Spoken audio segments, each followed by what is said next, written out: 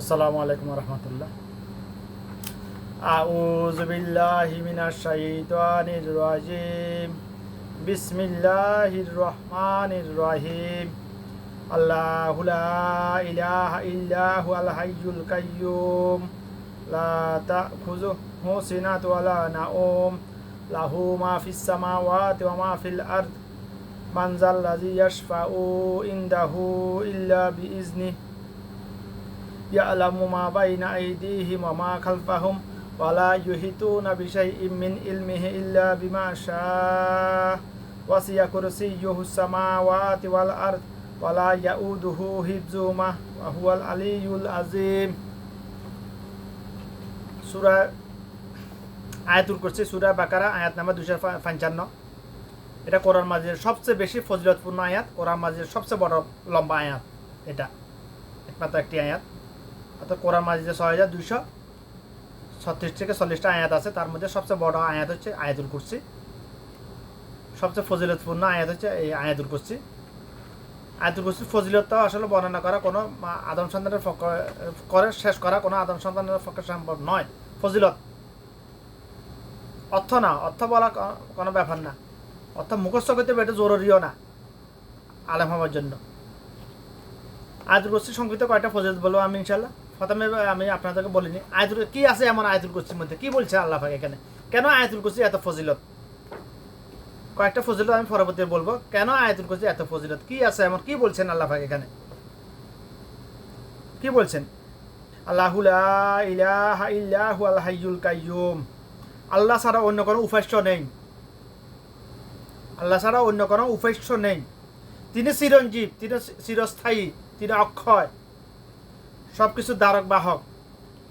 তাকে তন্দ্রা স্পর্শ করে না, ঘুম নিদ্রা তাকে স্পর্শ করে না।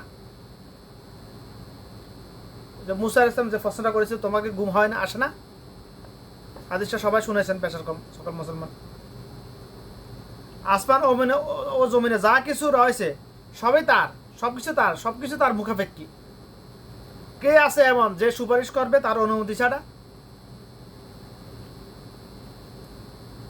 তো হাসরের দিনের কথা বলা হয়েছে এখানে। হাসরের কে আছে এমন তার কাছে সুপারিশ করবে যে তার অনুমতি ছাড়া, কে আছে এমন। দৃষ্টির সামনে কিংবা পিছনে, দৃষ্টির সামনে কিংবা পিছনে যা কিছু আছে সবকিছুই তিনি জানেন।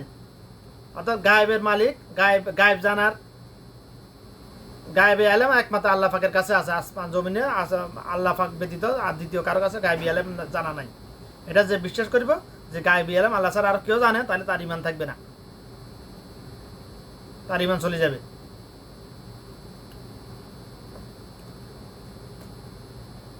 তার জ্ঞান সীমা থেকে, তারা কোনো কিছুকে পরিবেশিত করতে পারবে না, পারে না। অর্থাৎ আল্লাহ পাকের মানুষের পক্ষে এমন কোনো কিছু না যেটা আল্লাহ পাকের অদৃশ্য করতে পারে, আল্লাহ পাকের অগোচর করতে পারে। আমরা মনে করি কেউ দেখতেছে না এখানে, যা আমি জানা করতেছি ব্যবচার নাউজুবিল্লাহ, কেউ তো দেখতেছে না, কেউ না দেখলেও আল্লাহ পাক দেখতেছে। এখানে এই সতর্কবাণীটা বলা হয়েছে, এখানে কথাটা বলা হয়েছে এখানে যে বান্দা তুমি যা কিছু করতেছো আমি দেখতেছি, কেউ না দেখলেও আমি দেখতেছি। বান্দা যার কলবে এই চিন্তা ভাবনাতে থাকবে, সে যেখানে যাবে, যে কোনো পাপ কাজ করা তার পক্ষে সম্ভব হবে না। এই ভয়টা যারা, যে কেউ না দেখলো যে আল্লাহ তো দেখতেছে, পানির নিচে হোক কিংবা মাটির নিচে হোক কিংবা আসমানের উপরে হোক, চাঁদের দেশে হোক, বান্দা কোনো পাপ করতে গেলে তার কলবে যদি এই ভয়টা থাকে যে কেউ না দেখলো আমার আল্লাহ তো মালিক তো দেখতেছে, আমি কিভাবে, তার পক্ষে পাপ কাজ করা সম্ভব নয়। যে আমি হারাম খাইতেছি, আমি কেউ না দেখলে তো আল্লাহ পাক দেখতেছে। শুকরের গোশত খুবই মজা, আপনি খাইলে না, জঙ্গলে ফাঁকায় জঙ্গলে তো শুকর পাওয়া যায় অ্যাভেলেবেল, অনেক জঙ্গলি শুকর, দৌড়ে খেয়ে ফেললেন, কেউ না দেখলে আল্লাহ তো দেখতেছে। এটা তো হারাম করেছে আল্লাহ পাক, খেতে ফেললেন কিন্তু আল্লাহ তো দেখতেছে। এই সতর্কটা আল্লাহ পাক এখানে করেছেন। তার জ্ঞান সীমা থেকে তারা কোনো কিছুকে পরিবেশিত করতে পারে না। তিনি যতটুকু ইচ্ছা করেন, তার সিংহাসন আসমান এবং জমিনে যা কিছু আছে পুরা পৃথিবী বলতে আমরা বুঝি যে আমরা যে জমিনে বসে এটাকে আমরা বলি পৃথিবী, কিন্তু সপ্ত আসমান সপ্ত জমিন সপ্ত আসমান সপ্ত জমিনকে আল্লাহ পাকের কুরসি বেষ্টন করে রেখেছে, অর্থাৎ সপ্ত আল্লাহ পাকের কুরসি এত বড়, সপ্ত আসমান সপ্ত জমিনের চাইতে বড়। যেমন কিভাবে কুরসিটাকে কিভাবে বুঝাতে পারে, যেমন এটা জমিন, এটা সপ্ত আসমান সপ্ত জমিন, আল্লাহ পাকের কুরসিটা আছে এভাবে, তাহলে এটা কি কুরসি বড় না? এই সপ্ত আসমান বেষ্টন করে রেখেছে, তো এইভাবে বেষ্টন করে রেখেছে। ওয়াসিয়া কুরসিয়্যুহুস সামাওয়াতি ওয়াল আরদ, কুরসিটা সপ্ত আসমান সপ্ত জমিনকে এইভাবে বেষ্টন করে রেখেছে, অর্থাৎ সবচেয়ে উপরে হয়েছে কুরসি, আল্লাহ পাকের কুরসি। আরশে আজিম, আল্লাহ পাকের কুরসিটা হচ্ছে সবার উপরে, সবকিছুর উপরে একেবারে, তার উপরে আর কোনো কিছু নাই। তো কুরসিটা বেষ্টন করে কিভাবে রেখেছে দেখালাম, এভাবে বেষ্টন করে রেখেছে সপ্ত আসমান সপ্ত জমিনকে।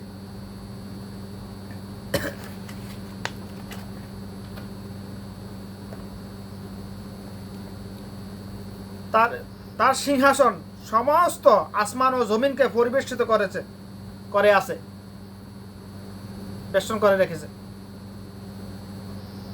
আর সেগুলোকে ধারণ করে রেখেছে।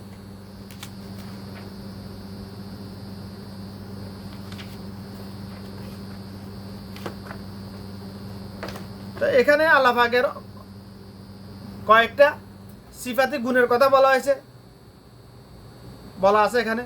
এই সিফাতি গুণগুলোর কারণে, সিফাতির নাম, সিফাতি গুণ, ইসমে আজম, আল্লাহ পাকের সিফাতির নামগুলোর কারণে আয়াতুল কুরসি এত ফজিলত। কত ফজিলত, সংক্ষেপে কয়েকটা কথা হাদিস বলবো আমি ইনশাল্লাহ, হাদিসের বাংলা তর্জমা বলবো আমি ইনশাল্লাহ। প্রথমে বলবো আমি, আল্লাহ রাসূল সাল্লাল্লাহু আলাইহি ওয়াসাল্লাম বলেছেন, ঘর থেকে বের হওয়ার সময় কেউ যদি বিসমিল্লাহি তাওয়াক্কালতু আলাল্লাহি আউযু বিল্লাহি মিনাশ শাইতানির রাজিম লা হাওলা ওয়ালা কুওয়াতা ইল্লা বিল্লাহ, এবারে আয়াতুল কুরসি পড়ে, সে ঘর থেকে বের হওয়ার পর থেকে যত পুরো দুনিয়া ঘুরক,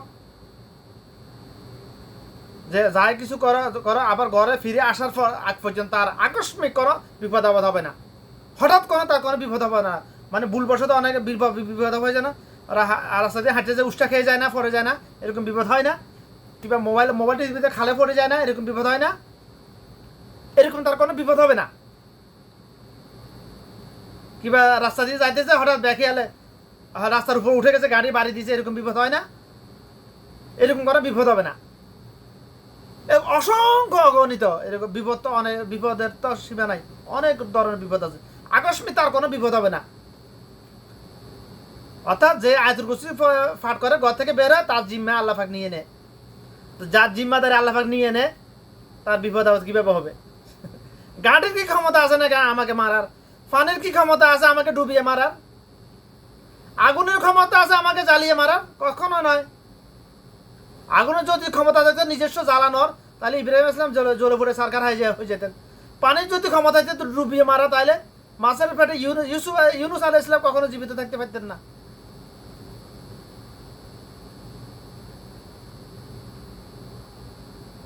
একটা তিমিমা দৈনিক মিনিমাম 4 টন খাবার খায়, মাছ খায়। কি কিল নামের একটা মাছ খায়, চিংড়ি মাছের নেয়, কিংবা ছোট ছোট মাছ, ছোট জাতীয় মাছ খায়। তিমি মাছ বড় কোনো মাছে খায় না। তারা আল্লাহ এত পৃথিবীর সবচেয়ে বড় স্তন্যপায়ী প্রাণী। এই পৃথিবীতে যত প্রকারের প্রাণী আছে, ড্রাগন, গর্জিলা, অনেক কিছু, মহাবন আমাজন জঙ্গলে যত প্রাণী আছে বড় বড়, ওগুলো তিমি মাছের তুলনায় 100 ভাগের 1 ভাগ ছোট। তিমি মাছ কিন্তু দেখেন, তিমি মাছের চাইতে বড় কোনো প্রাণী পৃথিবীতে নাই, এই পৃথিবীর বুকে নাই, আল্লাহ পাক রাখেন না, দেন নাই। কিন্তু পৃথিবীর সবচেয়ে বড় প্রাণী যেটা দিয়েছেন, এটা হচ্ছে সাগরে পানিতে রেখেছেন আল্লাহ পাক। তার খাদ্য কি? বড় কোনো মাছ নয়, ছোট ছোট মাছ, একেবারে ছোট ছোট মাছ, যেগুলো মানুষ খায় না বেশিরভাগ। আল্লাহ পাকের কুদরত দেখুন। তিমি মাছ সাগরে দেওয়ার অনেকগুলো কারণ আছে। একটা কারণ হচ্ছে, তিমি মাছ যদি জমিনে দিত, আল্লাহ পাক থাকতো, জমিনে যদি তিমি মাছ থাকার যদি পরিবেশ অবস্থা রাখতো, অর্থাৎ চলার জন্য, তাহলে জমিনে মানুষ খাবার পেত না, তিমি মাছে সব খেয়ে ফেলতো। একটা মাছ যদি দৈনিক 60 টন খাবার খায়, সাগরে কত হাজার কত লক্ষ তিমি মাছ আছে, এটা তো আল্লাহি আলেম। মানুষের সাধারণ একটা হাতিকে খাবার খাবার দিতে পারে না, পরিমিত পর্যাপ্ত খাবার দিতে পারে না মানুষ, যোগান দিতে পারে না মানুষ। তো যাই হোক, ওদিকে গেলাম না আমি। এটা হচ্ছে আয়াতুল কুরসি একটা ফজিলত বললাম। অন্য একটা ফজিলত হচ্ছে আয়াতুল কুরসি ঘুমানোর সময় যদি কেউ আয়াতুল কুরসি পাঠ করে ঘুমায়, অর্থাৎ ঘুমানোর পূর্বে যদি কেউ আয়াতুল কুরসি পাঠ করে ঘুমায়, তার কোনো সম্পদ, অর্থাৎ সে ঘুমিয়ে যাওয়ার পরে তার কোনো সম্পদ চোর ডাকাতি চুরি করতে পারবে না, ডাকাতি করবে না, চোর চুরি করতে পারবে না। কসম আল্লাহর। যাদের ইমান নাই এটার উপর আমার কিছু করার নাই। আমার জন্মের পর থেকে, অর্থাৎ আমার বয়স যখন 6-7 বছর, তখন থেকে এই হাদিসের উপর আমার ইমান আছে। এই জন্য আমি এটা ফলাফল ভোগ করে যাইতেছি, আমি সারা জীবন ভোগ করে যাইতেছি আমি। হাদিস কথাগুলো আমার না, আল্লাহ রাসূল সাল্লাল্লাহু আলাইহি ওয়াসাল্লামের হাদিস, সহি সনদ মত সব সহি। আয়াতুল কুরসি পাঠ করে ঘুমানোর সময় আয়াতুল কুরসি পাঠ করে ঘুমাইলে চোরে কোনো সামান চুরি করতে পারবে না। এই হাদিসটা আবু হুরায়রা রাদিয়াল্লাহু আনহুকে শয়তান শিক্ষা দিয়েছে। প্রথমে শয়তান শিক্ষা দিয়েছে। অতঃপর লম্বা ঘটনা, 3 দিনের একটা ঘটনা আছে এখানে। ঘটনাটা বেশ এখন সবাই সকল মুসলমান শুনেছেন, জেনেছেন, হয়তো এরকম ইমান আনতে পারেন নাই। ওদিকে গেলাম না আমি, ঘটনা বয়ান করতে গেলে অনেক সময় লেগে যাবে। অতঃপর রাসূল সাল্লাল্লাহু আলাইহি ওয়াসাল্লাম এটাকে গ্যারান্টেড করেছেন যে শয়তান যে শিক্ষা দিয়েছে আবু হুরায়রা রাদিয়াল্লাহু আনহু আয়াতুল কুরসি নিয়ে, ফজিলত নিয়ে, ওটা অতঃপর রাসূল সাল্লাল্লাহু আলাইহি ওয়াসাল্লাম এটা গ্যারান্টেড করে, সিল মেরেছেন, সত্যায়িত করেছেন। এটা বলেছেন খুবই সত্য বলেছে, যা বলেছে। হাদিসের ভাষাটা এরকম। তো আয়াতুল কুরসি পাঠ করে ঘুমাইলে আপনার কোনো মাল, আপনার জান মাল কে ক্ষতি করতে পারবে না, নষ্ট করতে পারবে না ইনশাআল্লাহ। এটা আরেকটা ফজিলত বললাম।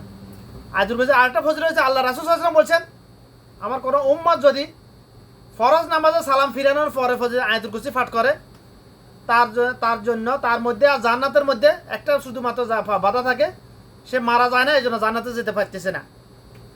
হাদিস সহি, সনদ মত সবে সহি, মিয়া ফিল মিয়া, কসম আল্লাহ। তবে ব্যাখ্যাটা মানুষকে জাহেলিয়াতের কারণে দিতে পারতেছে না, নাকি ভয় দে না, এটা বুঝি না। এটা ব্যাখ্যা কিন্তু জানতে হবে। এটা হাদিস সহি, কিন্তু তাকে কে করতেছে না, কেন করতেছে না? ওয়াল্লাহি আলম। আমাকে এটা তাকি করার যেরকম ব্যাখ্যা দেওয়া, যেরকম আলেম দিয়েছে আল্লাহ পাক, ওইভাবে আমি দেওয়ার চেষ্টা করতেছি ইনশাআল্লাহ। আমার তৌফিক ইল্লা বিল্লাহ, আউযু বিল্লাহি মিনাশ। মানে কোন মুসলমান, আমি মুসলমানের কথা বলছি, মুনাফিকের কথা বলিনি এখানে। মুনাফিক আর মুসলমান কখনো এক হইতে পারে না। তবে মুনাফিকের জন্ম হয় মুসলমানের ঘরে। কোন মুসলমান যদি ফরজ নামাজের পরে আয়াতুল সালাম নামাজ সালাম ফিরানোর পরে আয়াতুল কুরসি পাঠ করে, তার উপর জান্নাত ওয়াজিব হয়ে যায়। হাদিসের ব্যাখ্যাটা এরকম। তা কি, অর্থাৎ লোকটা জান্নাতে যেতে পারে না কেন? তার মধ্যে, তার জন্য জান্নাতে যেতে কোনো বাধা নাই। কেন যেতে পারে না? সে মরে না, এই জন্য জান্নাতে যেতে পারে না। কারণ আলমে বজাকে যাইতে হলে তো মৃত্যু হইতে হবে, রুটা দেহ থেকে বের করতে হবে আল্লাহ পাক। রুয়ের কোনো মৃত্যু নাই, মৃত্যু হয় দেহের, অর্থাৎ আমাদের ব্রেনের মৃত্যু হয়। রুয়ের কখনো মৃত্যু হয় না। রু আল্লাহ পাক যেদিন সৃষ্টি করেছে সেদিন থেকে কিয়ামত পর্যন্ত, কিয়ামত আগে পরে কখনো মৃত্যু হবে না। রুয়ের কোনো মৃত্যু নাই। রু বাস সৃষ্টি করার আগে রু ছিল না। রু আল্লাহ পাক কোন ফায়াকুনের মাঝে রু সৃষ্টি করেছে, সৃষ্টি করে রুগুলা রেখেছেন জান্নাতে, ইল্লিনে। রুগুলা আল্লাহ, যতগুলো রু আল্লাহ পাক সৃষ্টি করেছেন, প্রত্যেকটা রু দুনিয়াতে আসবে, 1 সেকেন্ডের জন্য হলেও দুনিয়াতে আসবে। কিছু রু মায়ের পেট থেকে চলে যাবে, জান্নাত থেকে এসে আবার জান্নাতে চলে যাবে। কিছু রু মায়ের পেট থেকে বের হওয়ার পরে তার কর্মের উপর নির্ভর করবে কি হবে না হবে, সে জান্নাতে যাবে না জাহান্নামে যাবে। তো এখানে তার মানে এই না যে আয়াতুল কুরসি পাঠ করলাম আমি সারা জীবন চুরি ডাকাতি করলাম, দুর্নীতি সারা সিন্ডিকেট করলাম, মুনাফিকি করলাম, যার হক যেদিকে সুযোগ ফাইছে ওইদিকে মেরে খাইলাম, আমি 5 ওয়াক্ত নামাজ পড়লাম, আমি জান্নাতে চলে যাইলাম, এত সহজ না। আয়াতুল এই ফজিলতটা কার জন্য? এই ফজিলতটা কার জন্য? এই হাদিসটা কার জন্য প্রযোজ্য? যে মুসলমানের জন্য বলছি আমি এখানে। আমি প্রথমে বলছি মুসলমান কি মুসলমান কারে কয় এটা তো জানে না বেশিরভাগ মানুষ। আমরা মনে করি মা বাপ মুসলমান, বাপ দাদা মুসলমান, আমি মুসলমান, আমরা মনে করি এটা। আসলে কি আমরা কি মুসলমান সবাই? মুসলমান শব্দের অর্থ হলো আত্মসমর্পণকারী। ইসলাম শব্দের অর্থ হলো আত্মসমর্পণ করা। মুসলমান কারে বলে? যে আল্লাহ নিজের সকল ইচ্ছা অনিচ্ছাকে আল্লাহ পাকের কাছে সুপর্দ করে দিয়েছে, নিজের স্বাধীনতাকে আল্লাহ পাকের কাছে সুপর্দ করে দিয়েছে। নিজের মন গড়ার মতো কিছু করতে পারবে না, যেটা আল্লাহ পাকের সকল আদেশ নিয়ে মানে চলবে। আল্লাহ পাকের আদেশ নিয়ে মানে চলতে থেকে নিজের মন গড়ার মতো কিছু করতে পারবে না। আল্লাহ পাক যেটা করার জন্য বলছে ওটা করবে, যেটা করার জন্য ওটা নিষেধ না করতে হবে, না করে থাকতে হবে, বিরত থাকতে হবে। তাকে বলা হয় মুসলমান। এখন মুনাফিক কি মুসলমান? কিভাবে মুসলমান হয়? মুনাফিকের মধ্যে মুনাফিক আল্লাহ পাক বলছে ইন্নাল মুনাফিকিনা ফি নারে জাহান্নাম, কোরআন আয়াত। হাদিস আছে, অসংখ্য হাদিস আছে মুনাফিকদেরকে নিয়ে। মুনাফিকের চিহ্ন তিনটি: কথা বললে মিথ্যা বলে, আমানতের খেয়ানত করে, ওয়াদা ভঙ্গ করে। ফরার দুইটা অপশনাল, যাতে আমানতের খেয়ানত করার জন্য মিথ্যা কথা বলা লাগে, ওয়াদা ভঙ্গ করার জন্য মিথ্যা কথা বলা লাগে। যে মিথ্যা কথা বলে সেই মুনাফিক,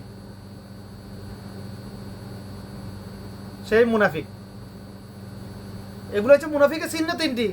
কিন্তু চারিত্রিক বৈশিষ্ট্যের দিক থেকে মুনাফিকের নমুনা শতাধিক। তো মুনাফিকের জন্য এ ফজিলত প্রাপ্য নয়। মুনাফিক আয়াতুল কুরসি পাঠ করে মারা গেলে সাথে সাথে জান্নাতে চলে, এই হাদিসটা মুনাফিকের জন্য নয়।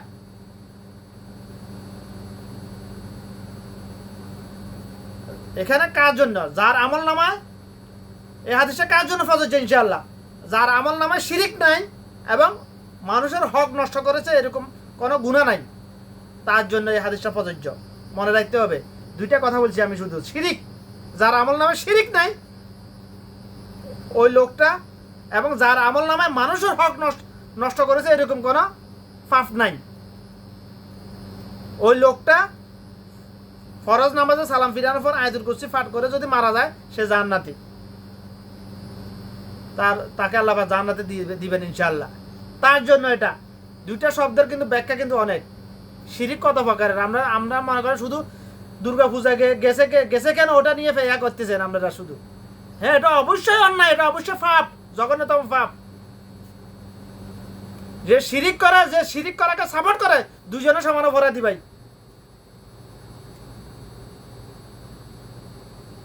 লূত আলাইহিস সালামের স্ত্রী সমকামী ছিলেন না, বেশ্যা ছিলেন না, নাউজুবিল্লাহ। কারণ আল্লাহ পাক সকল আম্বিয়া আলাইহিস সালামের জন্য নাফাকিকে হারাম করেছেন, অপবিত্র নারীকে হারাম করেছেন। এই জন্য কোনো নবী রাসূলের, অনেক নবী রাসূলের স্ত্রী মুনাফিক ছিলেন, কাফের ছিলেন, কাফেরদের সহযোগী ছিলেন, কিন্তু অপবিত্র ছিলেন না। লূত আলাইহিস সালামের স্ত্রী সমকামীদের সাপোর্ট করতেন।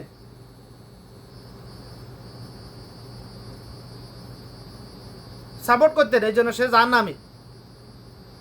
সে ওই কামে লূতকে যখন আল্লাহ ধ্বংস করে দিয়েছে, ওই ধ্বংসস্তূপে সেও আছে, তাকে ধ্বংস করেছে আল্লাহ পাক।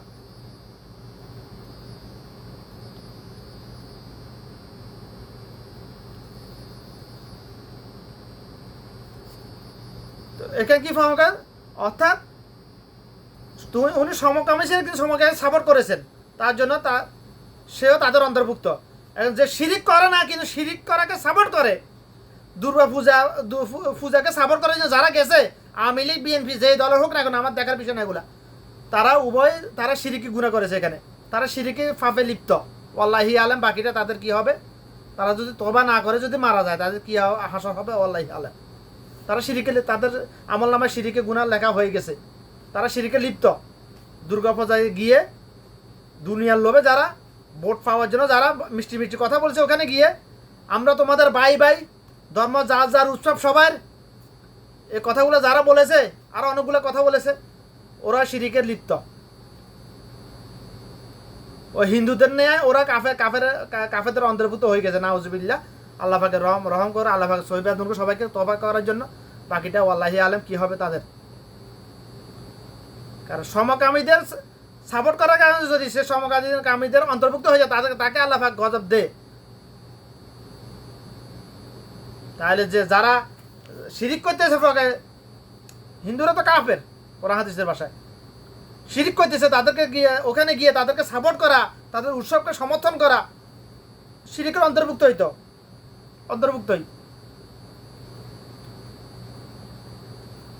শিরিক অনেক প্রকারের শিরিক আছে, শুধুমাত্র ও যা হিন্দুরা শুধু মা কালী পুজো করে ওরা শিরিক করতেছে না, এটা শুধু আমরা তো কথার দ্বারা কত শিরিক করতেছি আমাদের কোনো হিসাবে তো নাই।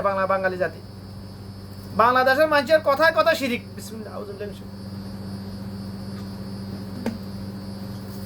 বাংলাদেশের মানুষের কথায় কথায় শিরিকের বিদাত, কথায় কথায় শিরিকের বিদাত, কথায় কথায় শিরিকের বিদাত। কিন্তু আফসোস যেহেতু বাংলাদেশের মানুষ 99.999% মানুষ আল্লাহর কালাম না জানে, জাহেল, এই জন্য বুঝতে পারতেছে না যে কোনটা শিরিক, কোনটা বিদাত, কোনটা আমল, কোনটা বেআমল, বুঝতে পারতেছে না। তো আমি এখানে বলছি আয়াতুল কুরসির 3টা ফজিলতের কথা বলছি। এই ফজিলতগুলো পাইতে হলে আয়াতুল কুরসির উপর আল্লাহ পাক আয়াতুল কুরসির উপর পরিপূর্ণ ঈমান থাকতে হবে, যে কথাগুলো বলেছেন এখানে। অর্থাৎ শিরিকের কথা বলা হয়েছে যে আমি সারা কাউকে সেজদা করিও না, কারো গোলাম করিও না। শুধু অর্থ পড়া বুঝা আর ব্যাখ্যা মধ্যে পার্থক্য আছে। একটা শব্দের অর্থ বিভিন্ন রকমের হয়, সময়ের পরিপ্রেক্ষিতে অর্থ ভিন্ন ভিন্ন হয়। কোরআন এবং হাদিসের অর্থগুলা সময়ের পরিপ্রেক্ষিতে ভিন্ন ভিন্ন হয়। শব্দের আগে পরে কি শব্দ আছে এটার পরিপ্রেক্ষিতে ভিন্ন ভিন্ন হয়। আমি ওইদিকে গেলাম না, লম্বা চূড়া করলাম না আর কথাগুলা। যদি আমলের শিরিক থাকবে না আমল নামায়, যদি শিরিক না থাকে এবং মানুষের হক নষ্ট করেছে এরকম যদি পাপ না থাকে, মানুষের হকের মধ্যে শুধু দুর্নীতি, চাঁদাবাজি, সিন্ডিকেট এগুলা নয়, এগুলো তো অবশ্যই মানুষের হক। ওরা মিয়া জাহান্নামীদের অন্তর্ভুক্ত ওরা, কারণ মানুষের হক নষ্ট করেছে ওরা প্রকাশ্যে। কিন্তু কোটি কোটি মানুষের হক নষ্ট করেছে কার কাছে যায় মাপ চাইবে দুয়ারে সম্ভব না। তো ওরা তো স্বীকার করেন না। ওরা মনে করে আমরা দুর্নীতি, চাঁদাবাজি করে, সিন্ডিকেট করে হজ করতে গেছি, বাস আল্লাহ পাপ মাফ করে দিবে, হাজার আসরা চুমা দিলে মাফ করে দিবে। ঠেলা যা কবরে যায় দেখো বুঝবে।